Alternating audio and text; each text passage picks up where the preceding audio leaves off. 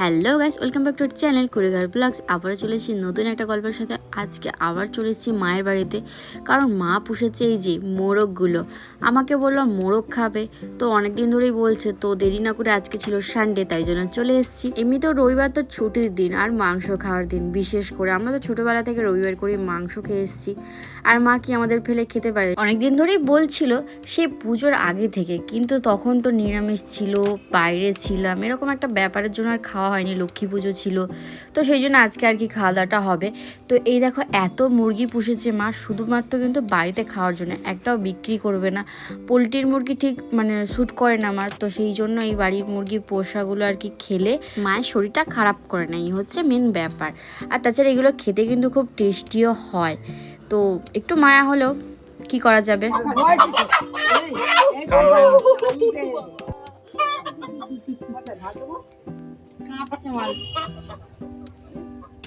দুটোই সমান, কোনটা দুটো নেবো না একটা নেবো? তো সত্যি বলতে আমি কিন্তু এই মুরগি ধরতে পারি না, তবে অনেক সাহস করে ধরেছি। আর একটা মুরগি ছেড়ে দিলাম, মা বলছিল দুটোই কাটার জন্য। তবু আমরা কনফিউজ ছিলাম। আবার একটা কাটার সময় মনে হলো যে কি আরেকটা কাটলে হয়তো ভালো হতো, কারণ আমাদের আশেপাশে দু একজন রয়েছে, তাদেরকে দেব। তো আপাতত মুরগির জল গরম বসাচ্ছি, আর মুরগি ছাড়ানোর জন্য আমরা তো পালক ছালগুলো, পালক ছাল বলছি, পালকগুলো তুলবো, ছালটা থাকবে। আর এখানে মা মাছ কিনে রেখেছে সকালবেলা, শার্টিং মাছ, আর এটা কি মাছ বলে, মনে পড়েছে, ফ্যাঁসা মাছ। এই ফ্যাঁসা মাছটা খেতে খুব টেস্টি, কিন্তু মারাত্মক কাঁটা। মা খাবে বলে, ভাজা মাছ খাবে বলে এটা কিনেছে আলাদা করে। তো আমরা খাই না এত কাঁটা মাছ। আমি গরম জল নিয়ে রান্নাঘরে বসে ছাড়াতে পারতাম, কিন্তু এখানে নিয়ে এসেছি, এই যে এখানে জল ঢালবো আর সব পরিষ্কার হয়ে যাবে। পালকগুলো যদিও আলাদা করে ফেলে দেওয়া হবে। একটা বস্তা নিয়ে নিয়েছি, প্রথমে মুরগিগুলো ভালো করে চুবিয়ে নিয়েছি আর কি, তারপর বস্তার ওপর রাখলে ঝাঁটাঝাট পরিষ্কার হয়ে যাবে। আমার হাতের কাজ কিন্তু খুব স্পিড, আর আমি খুব সুন্দর কাজ করি, এটাই হচ্ছে আমার বক্তব্য। তো পরিষ্কার করি, আমি একা একা করবো না। এই যে ঠাম্মা এসে গেছে, আমার সাথে ঠাম্মা পরিষ্কার করবে।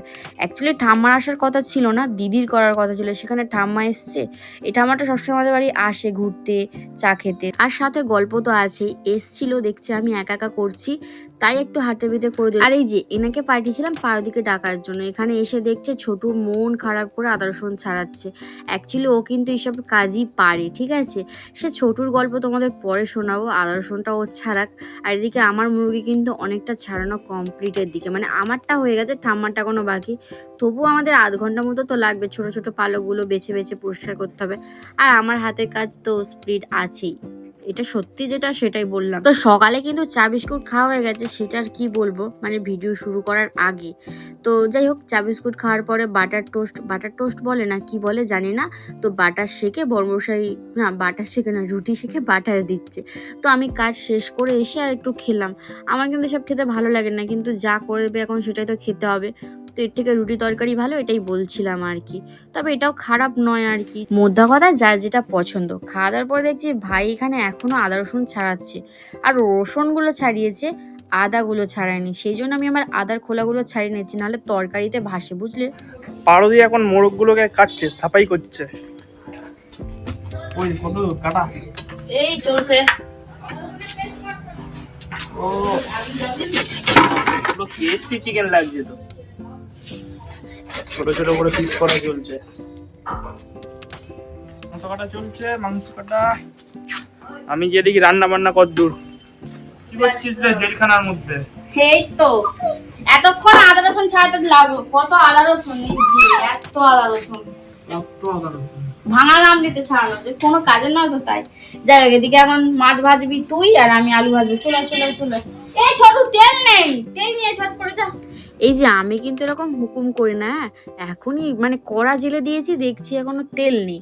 তো সেই জন্যই বললাম ছোটু যা তাড়াতাড়ি করে তেলটা নিয়ে আয়। ও আর কি জানে কোথায় কি রয়েছে এসব বিষয়। আর আমিও থাকি না, দিদি তো সেই কাপড় কাচা শুরু করে দিয়েছে, ওখানে গিয়েছে। তো এখানে বড়মশাই মাছ ভাজছে, আর আমার এদিকে আলু ভাজা হয়েই এসছে। তো আলু ভাজার পরে আমি এখানে পেঁয়াজ ভাজা চাপিয়ে দিয়েছি, গরম মশলা দিয়েছি, তেজপাতা দিয়েছি, শুকনো লঙ্কা দিয়েছি, এটা তো সবাই জানো। তো মাংসটা ম্যারিনেট করে নিচ্ছি। তো নুন দিয়ে দিয়েছি, ঝাল দিয়ে দিয়েছি, হলুদ দিয়ে দিয়েছি, ব্যাস।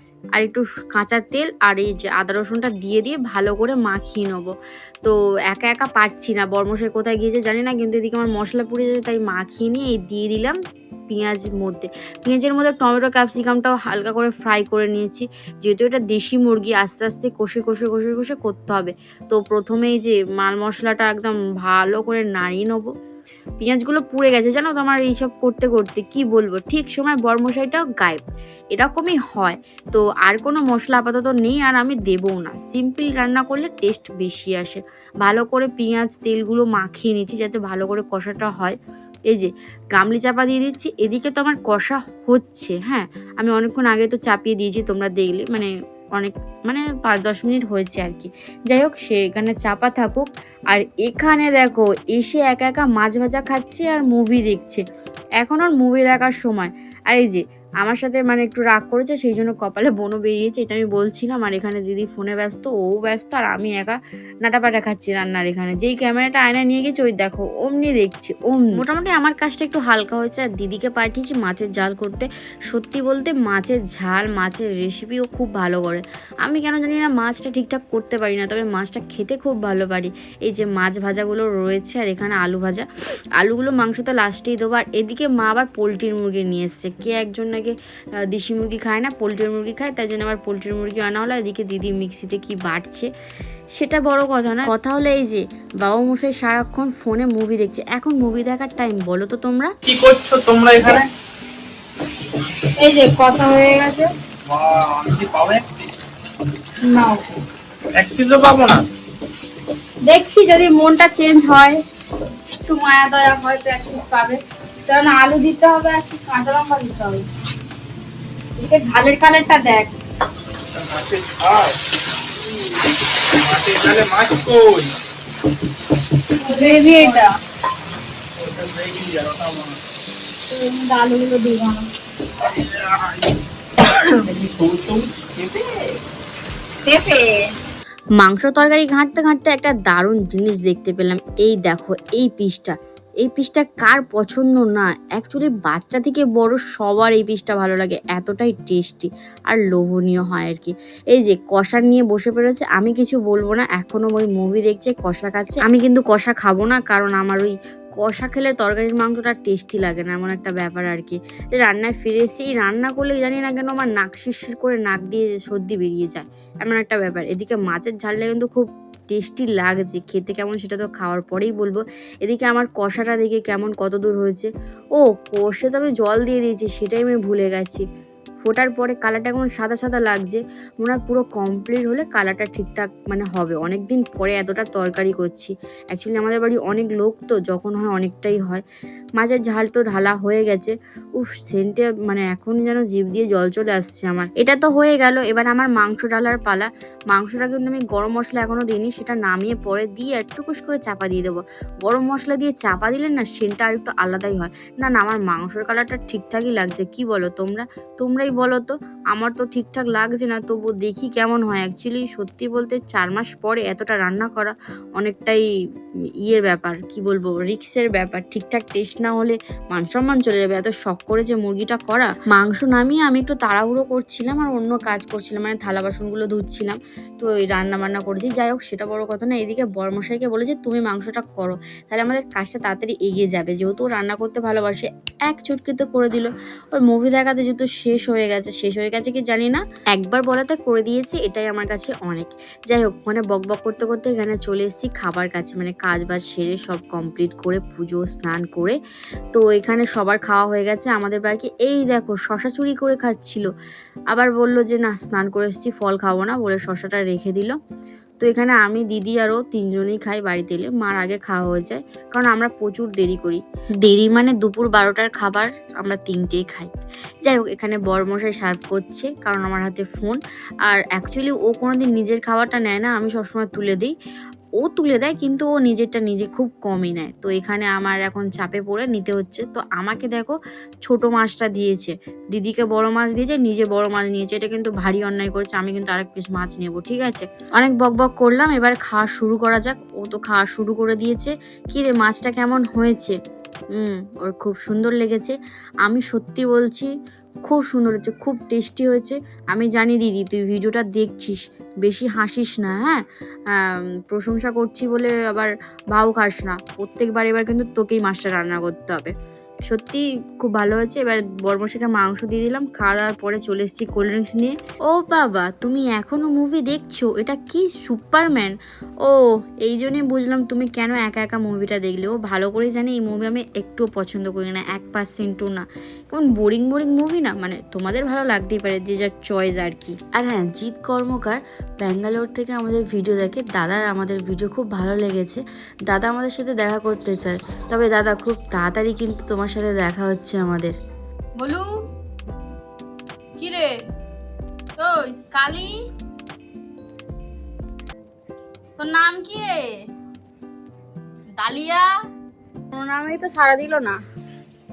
আমাদের বাড়ি থাকে কিন্তু নামটা কেউ দেয়নি, বা আমি হয়তো নামটা জানি না। ভালো করে তো জিজ্ঞাসা করা হলো না। চিকেনটা কেমন হয়েছে? চিকেনটা ফাটাফাটি হয়েছিল, পুরো একদম মানে সিদ্ধ হয়ে গেছিল, হাড় পর্যন্ত চিবিয়ে খাওয়া যাচ্ছিল, আর নুন ঝাল সবই পারফেক্ট ছিল। আমার তো দারুণ লেগেছে। কি বলে, ট্যালেন্ট আছে বস। আমি তোকে ফার্স্ট চিকেন করে খাওয়ালাম না? বাড়িতে অনেকবার বাড়িতে কোথায় চিকেন করে খাইয়েছি? তুই তো করতিস সবসময় বাড়িতে, সবসময় চিকেন ও করে। এখানে এসে সুযোগটা পেয়েছি আর করে খাওয়া। ভালো লেগেছে তো? আইসক্রিম খেতে যা হবে। এরপর আইসক্রিম খেতে যাবো, একটু খাবারটা হজম হয়ে যায়। চলো তাহলে আইসক্রিম খাবো। বলতে বলতে দেরি না করে আইসক্রিম দোকানে চলে এসেছি আমাদের বাড়ির কাছে। এই আইসক্রিম দোকানটা অল টাইম খোলা থাকে। আমার কেমন লজ্জা করছিল, তাই জন্য ক্যামেরা ধরে একটু দেখছিলাম। আর ক্যামেরার কোয়ালিটিটা খুব সুন্দর আসছিল আর কি। এই যে আইসক্রিম দোকানে মানে এই দিদিটা সবসময় আইসক্রিম আমাদের দেয়, দেখলেই চেনে আর জানে কোন আইসক্রিমটা, তো বলতে হয় না।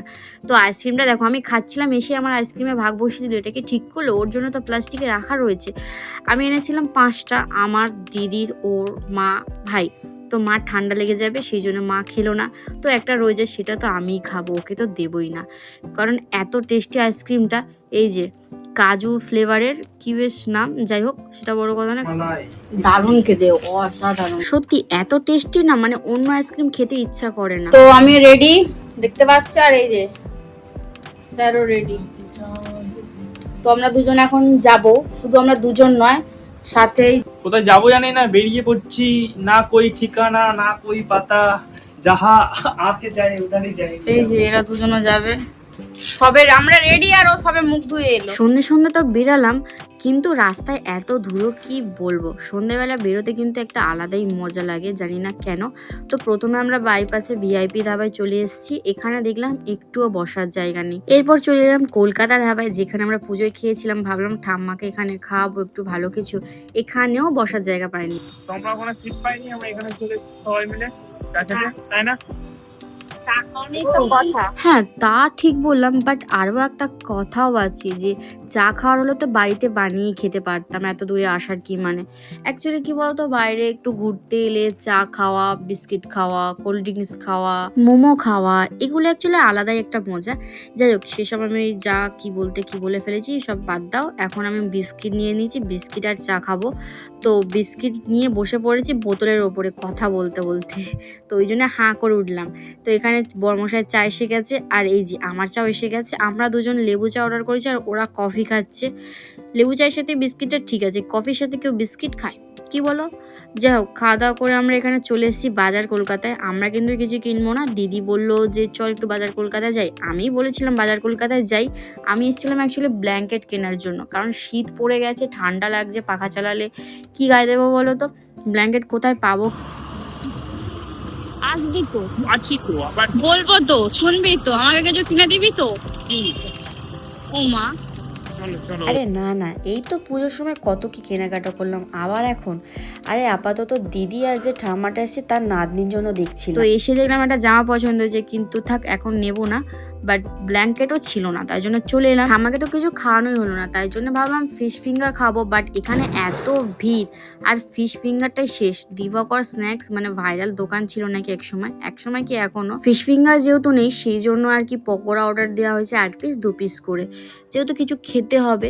তো পকোড়া তো বড়মশাই এনে খাওয়া শুরু করে দিয়েছে। আর এখানে সিস্টেমটা দেখো, দিয়েছে ঠোঙায়, মানে প্লেট আমাকে আলাদা করে প্লেট সস আনতে হবে।